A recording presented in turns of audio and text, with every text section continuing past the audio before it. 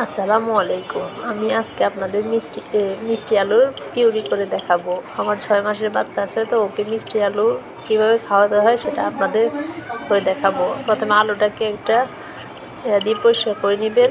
পরিষ্কার করে নেওয়ার পর একটু ধুয়ে নেবেন। ধুয়ে নেওয়ার পরে একটা চপিং বোর্ডে ছুরির সাহায্যে এটা ছোট ছোট পিস করে কেটে নেবেন। আমি দেখিয়ে দিচ্ছি কীভাবে কাটতে হয়, ওই অনুযায়ী আপনারাও ছোটো ছোটো স্লাইস করে কেটে নেবেন। স্লাইস করে কেটে নেওয়ার পর এগুলো আরেকবার ধুয়ে নেবেন। ধুয়ে নেওয়ার পরে একটা হাঁড়িতে সামান্য পরিমাণ পানি দিয়ে মিষ্টি আলুগুলো দিয়ে দিবেন। দিয়ে দেওয়ার পরে চুলাটা জ্বালিয়ে দিয়ে মিডিয়াম আছে কিছুক্ষণ রাখবেন। বেশিক্ষণ লাগে না মিষ্টি আলু সিদ্ধ হতে। এরপর একটি খুন্তির সাহায্যে দেখবেন এটা সিদ্ধ হয়েছে কিনা।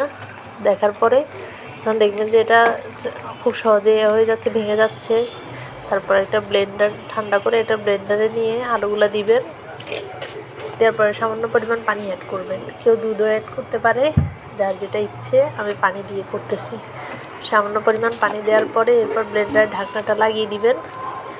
লাগিয়ে দেওয়ার পর ব্লেন্ডারের সুইচটা অন করে নেবেন। সুইচটা অন করে নেওয়ার পর কিছুক্ষণ একদম ম্যাশ হয়ে যাওয়া পর্যন্ত, ব্লেন্ড হয়ে যাওয়া পর্যন্ত এটা ব্লেন্ড করে নেবেন। অল্প ব্লেন্ড করলে আবার ভিতরে দানা দানা ঢুকে যেতে পারে। ভালোভাবে ব্লেন্ড করার পরে ঢাকনা উল্টিয়ে দেখবেন ব্লেন্ড হয়েছে কি না। এই যে আমারটা দেখুন কি মিহি হয়েছে। এরপর ব্লেন্ড থেকে এটা জারটা উঠিয়ে একটি বাটিতে নিয়ে নেবেন। নেওয়ার পর আমি দেখাচ্ছি চামচ দিয়ে কেমন পাতলা হয়েছে দেখুন। চাইলে এর সাথে হালকা চিনি অ্যাড করে দিতে পারেন, এতে বাচ্চা খেতে অনেক টেস্ট পাবে। আমিও চিনি অ্যাড করে খেয়েছি, আমার বাচ্চা অনেক